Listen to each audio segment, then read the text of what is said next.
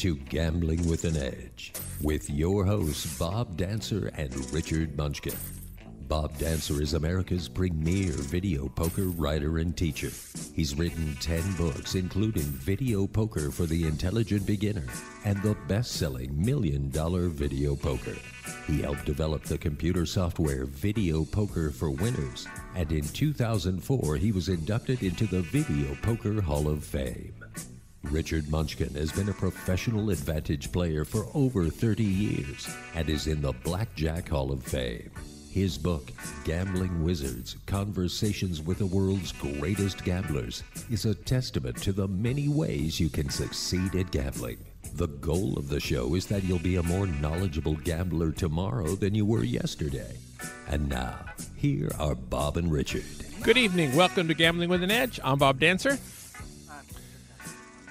Our guest tonight is Kent Goulding, former backgammon expert and backgammon bookmaker, poker pro, and all-around advantage player. We'll be talking to Kent shortly, I hope. 5 minutes ago, he said he's in a cab 4 minutes away, so we should be fine, but don't know for sure. For the past 2 weeks, I've been talking about a player who stiffed me financially. We played a promotion at the Parks Casino near Philadelphia. After we split our profits according to the agreed-upon formula, I went back to my hotel room, was getting undressed, and I found another slot ticket in my pocket for $2,500 that should have been part of the community property. I immediately called him up and told him about it, and we decided that he would pay me for the ticket. He'd give me $2,200 and keep $300 as his share of that, and that and everything was fine. The next morning came, and he drove me to another casino with a sign-up bonus. Finally, at the airport, he said now all of a sudden he didn't have the $2,200, but he promised to mail it to me. That was June 8th. To date, I've received $175 from him and several broken promises. On 2 occasions, he sent Western Union tracking numbers telling me to go in and pick up money. On both those occasions, it was a made-up number, and Western Union knew nothing about it. Once he supposedly sent me a certified letter. That never happened either. His name is Jeff Toll. Jeffrey Warren Toll, T-O-L-L. As far as I'm concerned, he's lied to me numerous times and cheated me out of money. I'm talking about his theft tonight, and will be devoting my next Tuesday's blog about him as well. If he wishes to go after me for libel or slander for saying bad things about him, good luck. He can knock himself out. I have enough emails and texts from him to support the position. If you can find any way to avoid doing business with this guy, Jeffrey Warren Toll, you'd be better off for it. When it's time to talk to Kent, we'll be asking him how he dealt through the years with teammates and associates who cheated. For visitors coming to Las Vegas, there is now free Wi-Fi downtown. Apparently, it's a low-grade Wi-Fi, but it's free, and that's a plus to those who want and don't otherwise have access to free Wi-Fi. Do you ever stay downtown, Munchkin? No, I haven't stayed downtown in a long time, but, I often see people asking on message boards about places to get Wi-Fi, and free Wi-Fi is a good thing. Google is talking about doing these high-altitude balloons and putting Wi-Fi all over the United States. I mean, I think that would be a great thing. But I wanted to just go back to the guy who stiffed you. Yes. It is a problem that happens too often, in my case, you at least have the luxury of being able to expose the person on the air. In the past, when these things have happened, I've talked about it with other friends. What do you do? And all of us eventually, all you really can do is write it off. I wish there were a better solution. Yes, I do too. We'll ask Kent about his experience. He's surely come into similar experiences through the years. Now, we've had some conversations with Bob Nersessian about traveling with money. Apparently, someone was traveling with $1 million in cash, stopped by the police for some reason, and this money was confiscated. Munch, why don't you tell us about this? Well, this is a problem that many blackjack players have run into. There are these random stops on the highways across the United States, really where the police are just sniffing around for money or, drugs. But in this particular case, it was a stripper who had managed to save over 15 years of stripping $1 million, according to the article, in $1 bills. But I think she had, actually in the article it said that she had packaged the money in $10,000 bundles. So I assume she had converted all those dollars into hundreds. But anyway, she was stopped by the police. The police asked, "You don't mind if we search your car, do you?" And sure enough, they said yes. Actually, I'm sorry, the stripper was not the one driving. She had given the money to someone else, and they were going to buy a nightclub in New Jersey and were driving it cross country. Anyway, they found $1 million in the trunk, confiscated the money, and the good news is that the courts said, no, you have to give her the money back. That there were drug-sniffing dogs that found trace amounts of drugs on the money, but the judge said that was inconsequential. So the good news is that the wealthy stripper got all her money back. We're happy for her. Good. Oh, and they had to pay interest. Well, good. Now, Richard, I want you to promise me that if you ever decide to travel with $1 million in cash, that you won't be going with a stripper while you're doing it. Will you promise that, Richard? Yes, I can definitely promise that. I'm sure my wife would not be happy with me, traveling with a stripper and $1 million in cash. All right. Well, Kent's in the studio now. I guess I could extract that promise from him too if I had to. All right. Now the Revel has made the news again. While their play for free promotion has been getting trashed in the player press, the casino is now also being trashed in the regular press by ploppies who didn't read the rules. What did you make of this one, Richard? Well, this one, I was of mixed feelings. I actually think the ploppies really have nothing to complain about. I mean, if you try to play a promotion of any kind, even if it's in your grocery store, it's up to you to read the rules. And, of course, it's going to be fine print. And I don't care how fine it is. Anybody should realize they have to read fine print. The thing about I'm happy about it, though, is that that Revel is getting more bad press. I just wish I think it's one thing to get bad press from advantage players, which I guess the hotel probably doesn't care that much about, but I'm sure they care a lot more about getting bad press from the very people that they're trying to attract. Yeah, these are slot players who, and they don't want to go to the Revel. Then the Revel is in trouble. Yeah, absolutely. While we're in Atlantic City, the Borgata had some interesting news. Apparently, there were some cocktail waitresses who gained a few extra pounds. Borgata says you can't work here anymore. Cocktail waitress goes to court. What happened, Richard? Well, it was 22 cocktail waitresses who are called Borgata Babes. Borgata right? Babes. Now, if you're Borgata Babes. Now, if you're going to apply for a job as a Borgata Babe, you have to understand what it is you're getting in for. But anyway, I guess they were having problems where, if they would gain 7%, of their body weight, they were fired.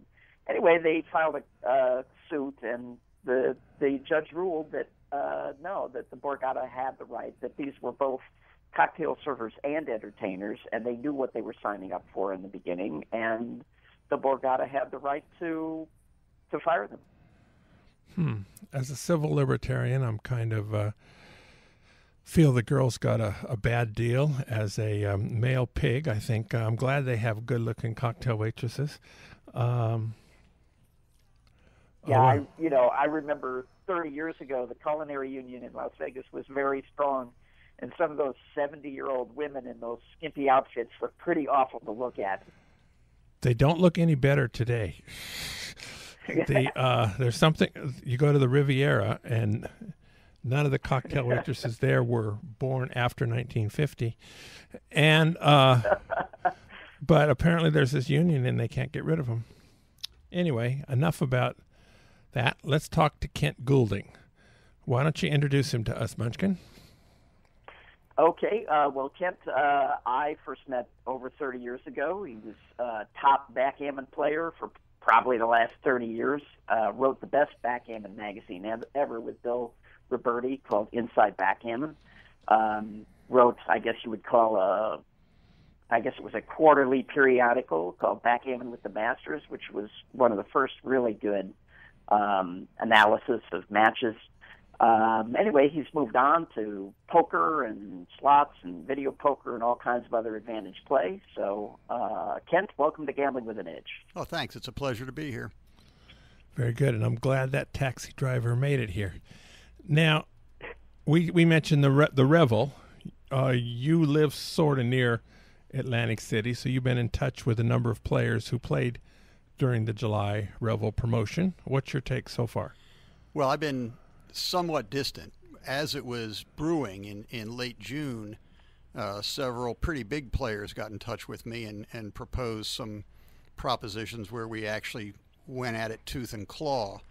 And then, the night before July came about, it was clear the casino was taking some sort of countermeasures. So the people who were going to be doing the playing sat back and sort of kept an eye on it and watched and got spooked.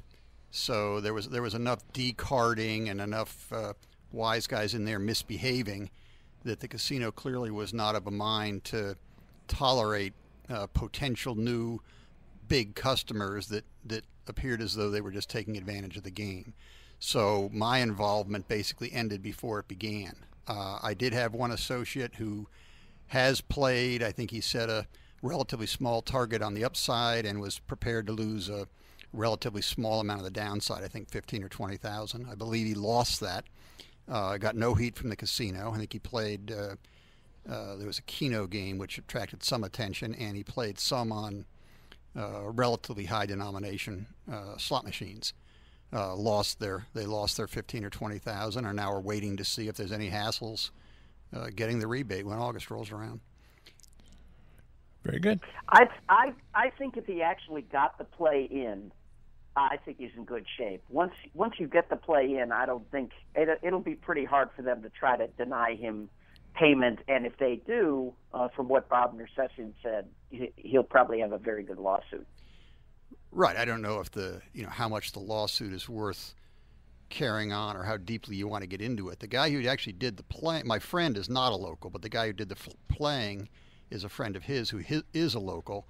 There's another guy I've done business with over the years who had planned to hit it very big and go for a pretty big target and was willing to lose 100,000, as were several of us. He backed off, and he has a local address, and his plan was to do something similar. I haven't been in touch with him in the last week or two. My friend who actually played said they got no heat. It's like the casino barely noticed they were there. One of them was already a member of the slot club and was already, sort of a low-level local. And I don't think they're going to have any hassle at all.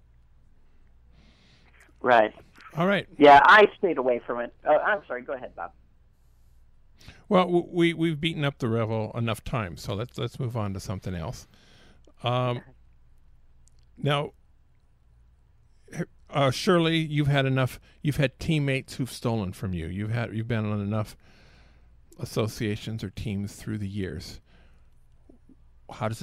What do you do about it?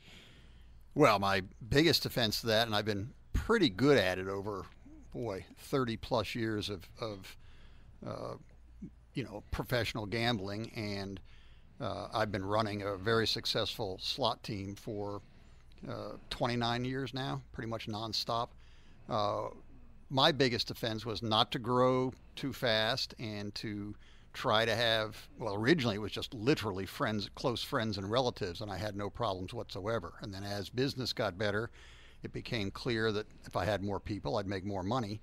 So I expanded, and we did have several relatively big problems, the biggest of which we we were very, very busy for a bunch of years playing some high-limit stuff, and our players kept very accurate record how long they were there, how much money they spent. They were not directly supervised, which these days all of my players are. I supervise him, he supervises the other guy. They all keep the same very accurate records, but someone's looking over your shoulder. You say, I'm about to buy in for $1,000. Someone else records that along with you. So we clamped down some after some unsavory incidents. The biggest one was a guy who had played for me regularly, who'd done very well, was a very profitable player. He was not a close friend, but was a friend of a friend. And through amassing a fair amount of playing data, our internal affairs division flagged him as some of his results look suspicious. His results on the outside, say playing high-end video poker, looked fine for the amount of time he played, but we didn't, he was playing a lot in areas where there wasn't a player card, so we couldn't measure the points he played.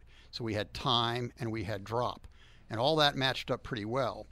Then we started digging deeper and matching up drop to low-end W2Gs, like a straight flush or a four of a kind, which generated a W2G. And there, the frequency of the low-end W2Gs was way, way, way off. It turns out what we're now 99.9% certain he was doing is basically not actually playing. He would be part of a group. We might have had 10, 15 people going after the same target, and he would basically sit on his hands or pretend to be pushing, but wouldn't be pushing, would submit his records, and, with commensurate drop, which looked fine at first blush. Only when we matched up his drop against his W2G frequency did we catch him. Then we started trying to watch more closely, and we did a bunch of statistical analysis and came to the inescapable conclusion that he was rotten. We think he probably, over a period of close to a year, he probably ripped us off for somewhere in the area of $100,000 in bits and pieces. He became aware that we were getting suspicious, and conveniently found reasons to seek employment elsewhere and move back to China, where his parents had come from. He never did any of that, but he disappeared from us. And we consulted a number of lawyers, and the answer was pretty much always the same. Yes, you've got excellent statistical evidence that the guy's a cheat. He's embezzling. It's all illegal. You're never going to get any criminal prosecutor to do anything about it, because they're going to look at this and just say it's gamblers cheating gamblers. We're not going to waste public money on this. So you've got a civil suit, but you've got to decide how catchable he is, what judgment you could actually get, and how much you want to expose your business to all the scrutiny. And so we basically let it go. Wrote it off. Yeah. It was, it rankles me to this day. We had one episode of a not terribly trustworthy person that we were trying to keep an eye on, and he traditionally played a certain type of game, and all his records seemed in order, and we kept a reasonably close eye on him.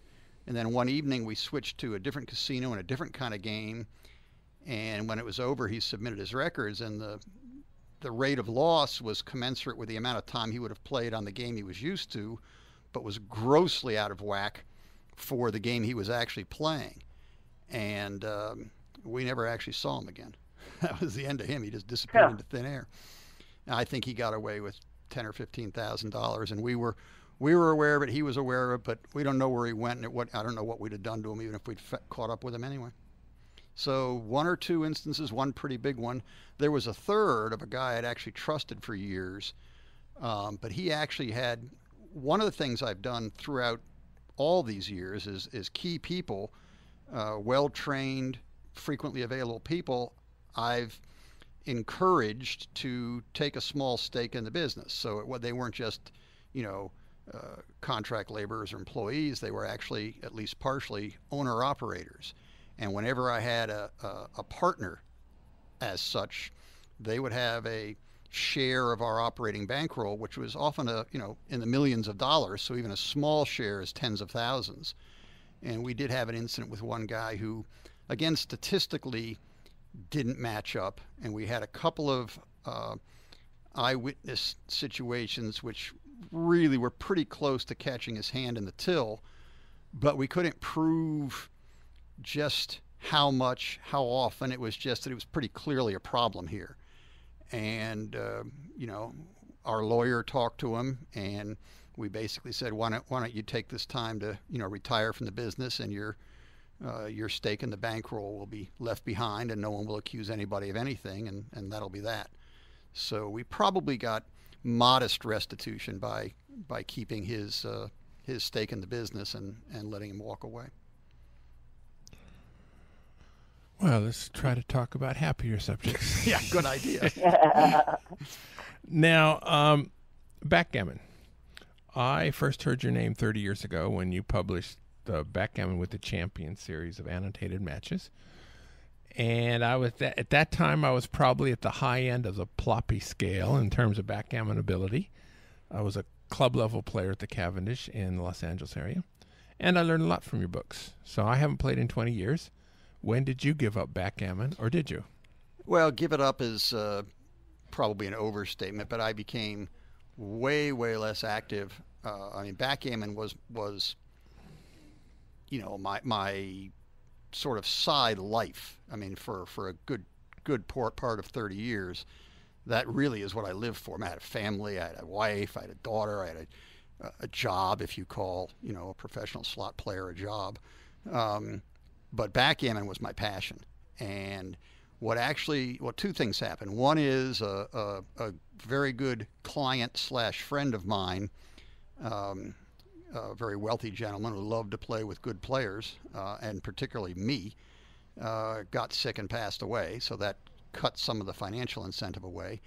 And the poker boom came. And all of a sudden I'm turning on the TV and seeing friends of mine, guys I hadn't seen in years, who used to be top-level backgammon players that hadn't been showing up at backgammon tournaments, and they're on TV playing poker, and all of a sudden they're rock stars. They're Eric Seidel and Paul McGrill. Eric Seidel and Paul McGrill and Jason Lester, and there's a whole slew.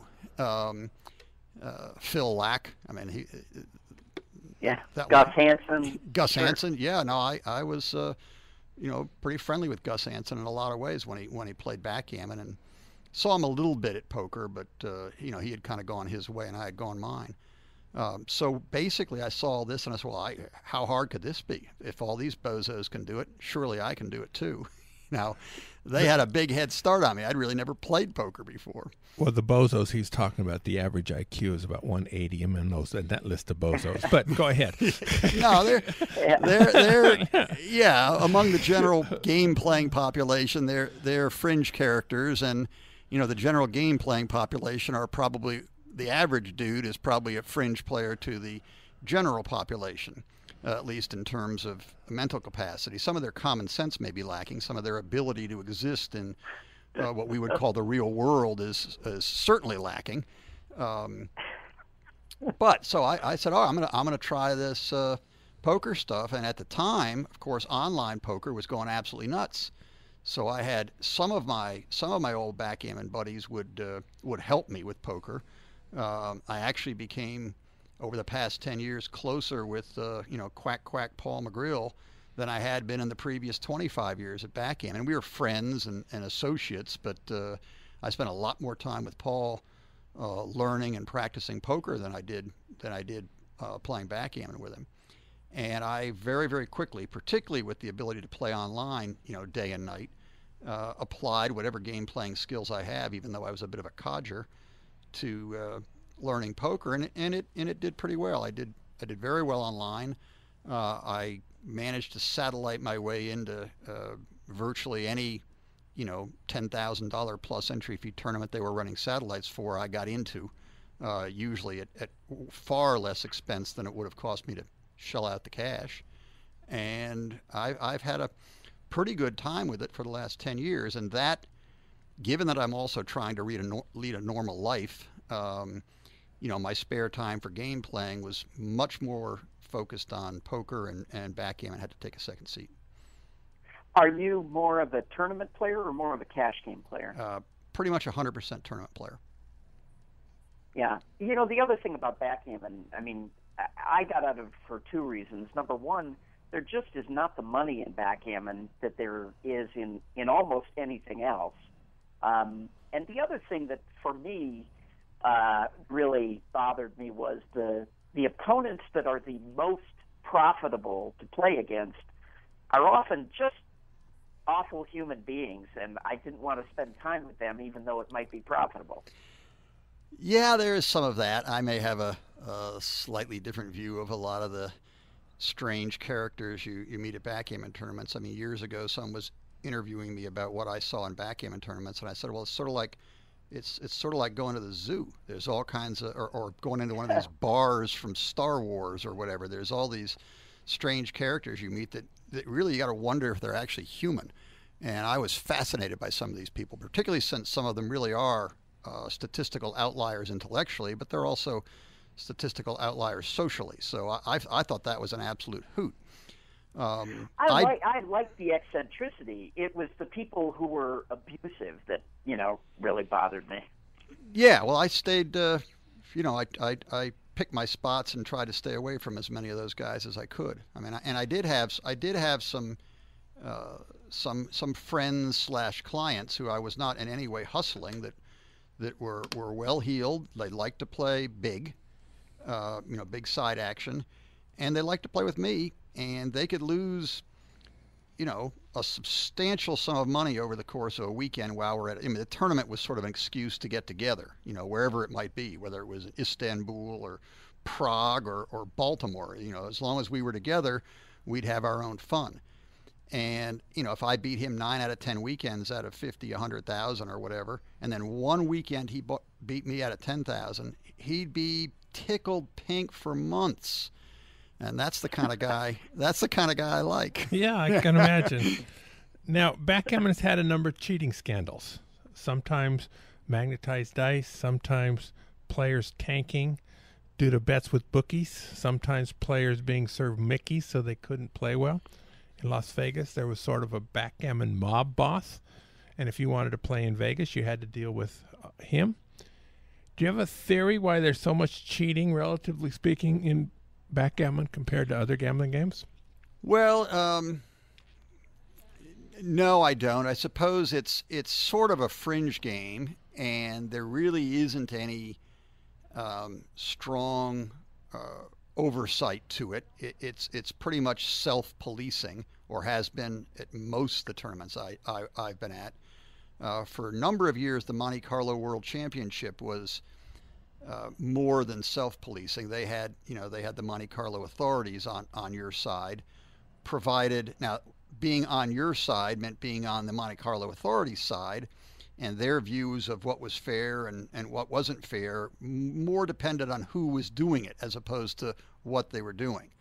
So when I actually got, for a number of years, the most exciting and juicy concession of being their official fixed odds bookie, we'd have pre-tournament meetings, and they'd say, "Well, is anybody in Monte Carlo that we should show the border to? Anybody that you need us to get rid of?" And I would invariably say, no, but I do want to keep an eye perhaps on several people. And the biggest challenge to me as a bookie there, the lines we made were pretty outrageous. The players had huge egos, or there were also many bettors who just wanted to bet on their favorite. They almost invariably picked the chalk and the short odds players, and we made the odds absurdly short and still took in lots of money. The biggest challenge. So if Paul McGreal, if a fair price on him was 50-1, I don't know, what would he'd jump at the chance to get in at 10-1. And their egos would really, really get in the way. I don't know how many of these guys believe they were that good. I mean, how can you have 15 guys who all think they're 10-1 in a field of 200? But that's kind of what I was. I mean, it was in a certain sense, it was taking candy from. I won't call them babies, but from highly egotistical people. And you got paid up front. It was listed as ante-post. You buy your ticket up front, and it was almost always win-only betting. So throughout the course of the week, we're taking bets and we're taking bets and we're taking bets, but only the people who bought the winner get paid.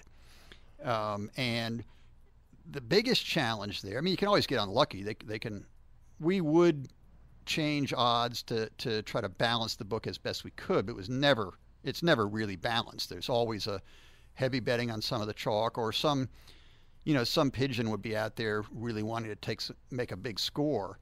And that to me was the biggest danger. The guy who, we put up at 100 to 1, who's basically dead money, but now he wants to bet a couple $1,000s on himself. Now you got to be very, very careful, because a player who may be, dead money from a backgammon skill standpoint may be anything but dead money with other resources.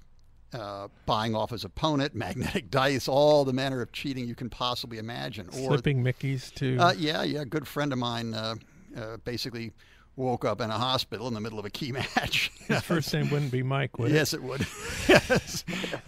Somebody from Vegas was never accused of doing it, were they? We'll go on. Yeah.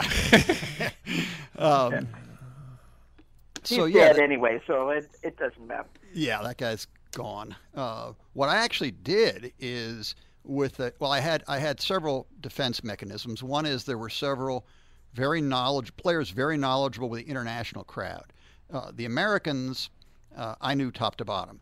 I mean, they're basically, for a number of years I ran the international backgammon rating list. I had a huge database of results of all the tournaments, who beat who, when, how long was the match, etc., and ran it through, an ELO type chess rating formula, and had ratings for all the players. And I could use those numbers when handicapping Monte Carlo. I even had a early computer program where I could punch the ratings in on all the players once the draw sheet was made, and it would spit out what each player's chances were of winning. How nifty is that? This is before, there were really computers everywhere, but I had a computer and we used it.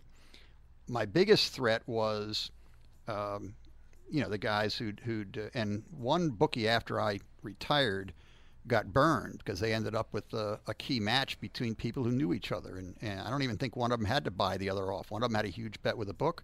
The other didn't. So guess which one was going to win? They're probably splitting the money anyway. So they had 100% incentive to arrange that player A won, and zero incentive for player B to win. And the bookie got stung. So what I did is, as the week progressed and as the bets came in, had scouts identifying potentially dangerous players either from a cheating standpoint, or maybe because I'd mishandicapped them, and I'd let my scouts get a minimum bet down on the target guy and figure it was a good price to pay to be alerted. And then I would set the odds for the suspected creative player, we'll call him, resourceful player. I'd set the odds to attract some of their money, get them to bet, maybe several $100s or whatever, and then cut them off and change the odds. So now maybe they've got a $30,000 ticket if they win the event, but my handle was probably over 100,000. So if they win the event, I pay out 30 to their bet and keep the other 70. So effectively, they're now working for me. So, I'm not rooting for them to go out and cheat people, but if they do, it's actually helping me as opposed to hurting me. So that was, in terms of the book in Monte Carlo, that's the way I attempted to work around it. And it worked pretty well. I wanted to talk about some of the promotions that you've played, because a lot of times crazy thing, we were talking about Revel earlier, but so you played some promotion up in Caesars Tahoe? Oh, that was an early one. I think it was 1992 maybe, and we were really hungry back then. We were looking for anything we could do, and we were taking advantage of all kinds of good stuff. And we had Caesars back then had plenty of jacks or better 9-6 machines of multiple denominations, and what by today's standards would be a massively liberal cashback percentage. I think it was like 0.5% or something. So these games are, for a well-trained player, marginally plus when you count in your cashback. And they had their TGIF promotion. Thank God it's Friday, where every Friday they were giving double points. Now that's nice, but we were real busy, and Tahoe's a long way from the East Coast where most of our business was. Well, but what size machines? Now, double points. So if you're talking about now 0.7 advantage, Well, it gets better. Well, yeah, but even so, if you're talking about $25 machines, that's big. If you're talking about $1 machines, it's not worth it. They had $25 machines at least, and we had a couple of guys who'd been chasing a progressive pot down in Reno when I got a call from someone who actually worked in a back office at Caesars in their advertising or promotions. I don't remember what function she held, and she said, "Hey, they're about to launch a like starting next week or the day after tomorrow or something. They're going to launch a bring a friend promotion." How does this work? Well, it means if you bring a friend who's new to their system, whatever that person plays for some limited period of time, but it wasn't in hours, I think it was measured in days, whatever points they earn get matched on your account. So if you happen to bring in a new friend on a Friday where they're doing double points, and only play on the friend's card, and well, the friend plays on the friend's card if he's well trained, or then you are basically getting quadruple points. And they happen to have a 3-coin $100 6-9 machine with a $2,500 fixed jackpot on it. Now we had two guys in Reno. Wait, 2,500? 250,000. Excuse me. Okay, where normal would be only 240,000. Yeah, we had a little extra juice on top of that. So that's not a major decision. But still, now you've got a game which is slightly better than your normal jacks. Right, it's 99.6. Well, you got a little player error. I mean, not all my players play at few humans can play under duress with slightly overweight, gorgeous cocktail waitresses running around and casino bosses patting them on the back and all the distractions you get. So we had two guys in Reno who had actually just hit some $5 progressive pot they had down there. I don't remember what it was for. They were getting ready to go home. I said, "Hold it, can you stay over a day?" And one of them had a record at Caesars, and one of them had never played there before. So the guy who'd never played there before was about 6'4" and 240. So we decided to nickname him Mr. Big. Okay. They had a jackpot check from having hit this $5 progressive, which they took to the bank and cashed. I told them to trade in their rent-a-wreck for a new model Lincoln or Cadillac. I had the guy who had a record there, mainly as a $5 player, sometimes playing 25s, and there'd be little things going on where we might do the double points if we had somebody there anyway, and on a $25 machine, and take our 0.7 or 0.6 or whatever we figured it to be. And now we figure, how can we get Mr. Big in, and not raise red flags like people saw it in the Atlantic City promotion or in many other promotions.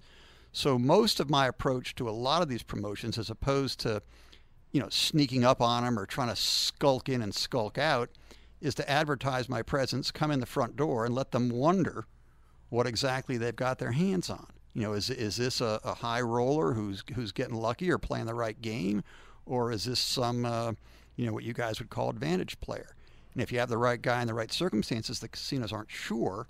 And sometimes they're willing to throw out some flowers with the weeds, and sometimes they're more interested in this might be a really good flower. We'll take a chance that he's a weed. So my guy with a record there called his host. I mean, he was a big enough player that he had a host, et cetera. He'd get comp rooms. He said, "I'm going to be in town tomorrow. I've got a friend of mine from back east who's become disillusioned with Atlantic City. We're sort of doing a tour of Nevada, checking out casinos. He's a cash player. Do you have a nice suite you can put him in? He'll put up some front cash and see if he likes to play there." And the host said, "Well, yeah, we can give him whatever suite you want, but I can't guarantee we're going to comp it." And my player B, Sleepy was his nickname. Sleepy said, "No, it's fine. Mr. Big will pay it. If he doesn't like the action, he's happy to pay for his room. That's not a problem." And Sleepy said, "I'll be there around noon tomorrow with Roger, and I'll see you when we get there." And then he called again as he was nearing the casino, called his host and said, "Hey, we're arriving. You want to meet us at the cage or whatever?" And drove the Cadillac up to the valet. Drove the Cadillac up to the cage. Yes. I want to see that one. Right. And now the host meets them at the cage as Roger is pulling wads of 10,000 out of a duffel bag and stacking them up in front of the cashier. And this is casinos like to see this, Yeah. And I don't remember now. As long as the straps don't say Harrah's Reno Olimer, or just don't say don't. I think they ripped off the straps and put rubber bands on. Okay. And they could say Harrah's Reno because they were, he said we're doing a tour of Nevada, looking at this and looking at that. So, Roger was a bit of an uncultured guy, but that's what he was supposed to be. He liked to play golf, so he claims, oh yeah, I like to play a lot of golf. Well, what do you do for a living? Well, I manage my grandpa's money. How's your grandpa doing? Oh, he died years ago. One of these kind of deals. And in fact, the guy's destitute, but we weren't. And so Sleepy and Roger are wandering around with the host, and the host is saying nice things, and so, well, show me what you got. What can I play? Well, what do you like to play? I like to play slot machines. I like to play video poker. He shows them around. Now, we knew they had this $3 $100 game there, but he does a little tour, and he gets into the high limit area, and oh, what's this? This is $250,000. What do I got to do to win that? Well, you got to hit a royal flush. That's it? I hit a royal flush, and you give me $250,000? And the host says, yeah, of course, that's it. He said, will you feed me at the machine? This kind of caught him off guard. What do you mean, will you feed me? We prompted him with this. These are the kind of things that, your average, sorry guys, Vegas scumbag doesn't think of. They want to sneak in and try to do something and look furtive, look like a little weasel. So no, we're going to give the casino something to think about, and they're not quite going to know what they got their hands on. So the guy said, well, normally we don't play food here, but we could arrange to bring you food here if you'd like. And he said, well, that's what I want to do. Let me get checked into my room, and I want to come down here. And they loved him. He played, they went through at some point. Sleepy said, oh, shouldn't we get Roger in the slot club? Oh, yeah, good idea. Come on over here. We'll join up whatever the slot club's called. There's a little line there. They cut the line, and the host says, here, sign up, Mr. Big here. And they sign him up. And then as the host and Roger are leaving the booth, Sleepy says to the guy, oh, and work in the booth sort of after Roger and the host are stepping away, and put me on there as a bring a friend. Oh, yes, of course, sir, we'll do that. And so now he's in. And Roger was the first person there. He actually didn't hit the royal. I mean, we had only on Fridays are we getting the huge juice. But Roger proved that we could get away with it. And he did okay. I think he actually was lucky enough on the drop that we beat the game that day. Of course, his very nice suite was comped and all the food and stuff. I think both he and Sleepy gained a few pounds. And then we trickled in some more people. One of our best players had a wife who'd never been in there. Now she could barely play, but with the two of them together, I'm bringing my wife. This is a bring a friend. She wants to play. Okay, we'll do it. And we did some play with some other players less visible on the lower end. And at the end of the month, I think they took the $100 machine and threw it in Lake Tahoe. We never saw it again. We hit at least one royal, and we came damn near beating the drop on top of it. We collected 70-odd thousand in cash back and made a bunch, and it was an absolute hoot. And Tahoe's a lovely area to play in. Oh, it's spectacular. It's God's country up there. They had a deal where, for every 1,000 points you get on your player card, they give you a Caesar's Tahoe coffee mug or whatever. We didn't take any coffee mugs, but I believe I calculated we were entitled to something like 50 to 100,000 coffee mugs. I would think after 30,000 it'd get kind of boring. Yeah.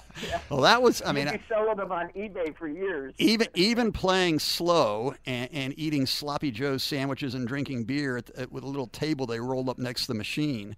This was easily a $2,000 an hour opportunity, and we got a fair number of hours in, and we're lucky on top of it. So that was well. How? Of course, on a $3 $100 machine, every time you get a straight or higher. They run a tab. They just got someone there just runs a tab. Good. So they had the super system back in '92. on request, for special customers, they could streamline things so it went faster than it would if you just walked in. And that's what I've found over and over and over again, that coming in the front door and showing them you're a high-end player as best you can, and give them a reason to want your business and wonder what they've really got, works far more often than it doesn't. We had a guy there was a game, I think it was at the Hilton years ago. They stuck in some kind of video poker variant. I've forgotten the name of it, which you could basically beat off the top, plus they had cash back. We thought this was pretty nice, and they had like $5, $25, and $100. And we were kind of moderately, and my ex-wife and I came in and played some. We had a record there. They knew us. I credit there. So they viewed me as a high-end player from out of town, a relatively high-end player that they sort of wanted my business. They thought, they'd treat us well. And we did some nibbling away at the $5 and $25 game. And another associate of mine would come in separately, maybe once a month, and wail on the $100 game. And he was one of the smoothest talkers we had. He was, at the time, he still is, like 10 years older than the rest of us, and we were little twerps looking like we were out there to take advantage of somebody. And he had, the best patter you can imagine. He'd get along with him. He sounded like he belonged there betting a lot of money. And they shut down the games and stopped offering the $5 and $25. But when he came to town, which would be once every month or 6 weeks, they'd set up the $100 machine. They'd rope it off. They'd put out an order. When he showed up, he'd play. And when he went home, they'd take it away. And they couldn't make up their mind. Was this a fat, juicy winner, or was this a wise guy? So they let it go for a while. And I think he eventually decided, this is getting a little, I don't want to do it anymore. We've done well. Let me bow out before I really blow my cover. And the next thing that comes along, they don't catch me on. And there was less then than there is now, but there were certainly, forums and chat rooms or web pages devoted to advantage players. And we just had the greatest time listening to the people bellyache and complain about some rich guy who came in to play this game and they wouldn't let anybody else play it, and how unfair that was. And even the advantage players didn't realize what this guy was. And he was, he was. I think a lot of people underestimate the value of a good BP. They are worth their weight in gold. Agreed. We're going to cut this off now. We have some commercials and a few other things. Kent, we got about a third of the way through the questions we had to ask you. You have to come back. No is not an acceptable answer. Well, I can answer all kinds of questions you guys haven't even asked yet. Well, good. So it sounds like we have an agreement in principle there. Very good. All right. So, Richard, what did we learn tonight? Oh, man, I don't know. I was just thoroughly entertained. But Me I too. don't know what we learned. We learned that the value of a good BP. Yes, and I clearly learned that I started playing video poker way too late. But I didn't. I have some juicy video poker stories, but they're from many years after that. All right. The South Point has more than 10,000 games, returning more than 99%. That's more than anybody else. Every Monday in July, the South Point is offering double points on video poker and point multipliers on slots as well. There are no limits and no machines are excluded. All month long, the casino is holding a $600,000 Money Madness promotion. A progressive begins at $10,000 and must hit by $25,000. All players in the casino actively playing with a slot card in place are eligible to win. If you're playing when the jackpot hits, you receive the $20 in free slot play if you're not the lucky guy who gets the bonus itself. Then the progressive starts all over again at $10,000. Also, every day at 10 a.m., a $1,000 progressive begins and it must hit by $2,500. So if you're playing after 10 a.m., you're actually eligible for both progressives. On Thursdays from 10 a.m. to 4 p.m., they have a $5,200 seniors slot tournament. Beginning Tuesdays, September 10th. I'll be beginning my next semester of video poker classes at the South Point. The semester there is usually 10 weeks. This time it will be as well, except the semester will last 11 weeks and will be dark on October 8th. I will be on the NCL breakaway on that week. At the Palms, there are drawings at 8 p.m. Fridays and Saturdays with a theme of $100,000 fun in the sun. The first 5 winners are equal, and they choose game pieces that are somewhere between $800 and $7,000. Winners 6 through 10 receive $250 in either free play or cash, and then they're done. Fridays and Saturdays, between 8 p.m. and midnight, you receive 5 times drawing tickets for the subsequent drawings. The play, earn, and win drawings, not drawings, play, earn, and win promotions on Monday, Wednesday, Friday. For the last half of the month, have a theme of kick back and relax. Top prizes are a Kindle Fire, Tiffany lamp, rocking chair, and sunglasses. On videopoker.com, the monthly contest from now until the end of the month is Ultimate Aces. As usual in videopoker.com contest, dealt hands have a large part in determining the winner, so you're smartest to play triple double bonus. That has the most chances for a 4,000 coin hand, and also there's a multiplier in effect, as we'll explain shortly. Outside of the tournament conditions, Ultimate X is a 10 coin per line game where you earn multipliers if you are dealt 1 or more aces in the original hand. So 9999 ace is always worth more than 9999 king, because you'll receive a 2 times or 5 times multiplier or some other multiplier on the hand with the ace in it, even though the game itself doesn't return any more. All right, so next week we are probably going to be having a tax expert. Is that your understanding, Richard? I hope so. I've been chasing this guy. I just have not. I've traded a few emails with him. I just want to make sure that he actually really handles a number of professional gamblers, that he really understands the tax needs of professional gamblers. And until I can interview him personally, I don't want to book him.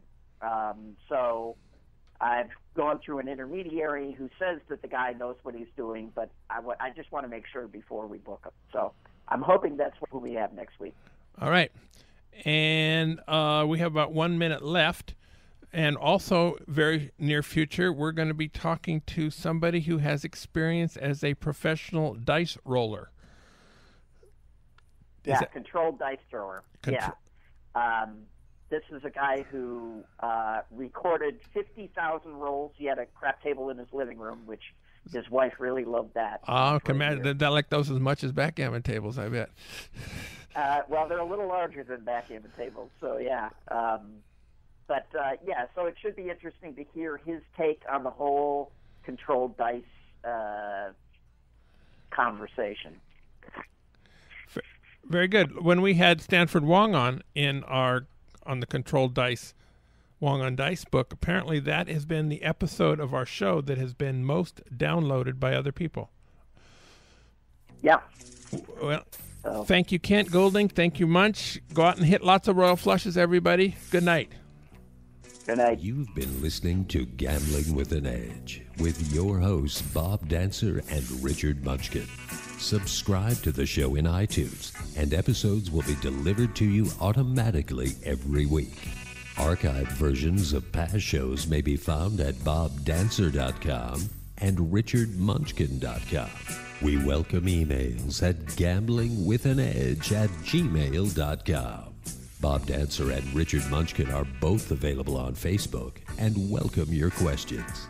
The sponsors for the show are the South Point Hotel, Casino and Spa, the M Resort, the Palms Casino Resort, and the website videopoker.com.